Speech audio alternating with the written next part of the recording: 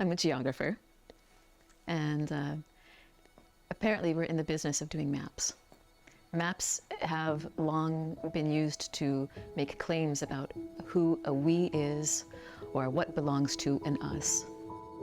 And Migrantour for me is counter-mapping because it's another way of saying we're going to do this differently. Migrantour is a European project. It's right now in more than 20 cities around Europe, and Migrantour Utrecht is the very first one in the Netherlands.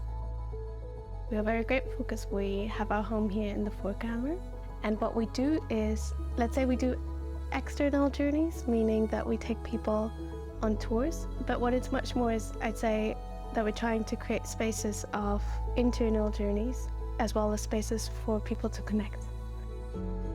It feels like a passion project, and it feels like every single member of the team seems to be as excited and as enriched by the project. The project wouldn't work without any of those people being present. Well, if you'd ask me who's at the root of this project, Migrantour Utrecht, I'd say we are. We welcome anybody on these tours to speak about topics and themes and concepts that are very dear to our heart.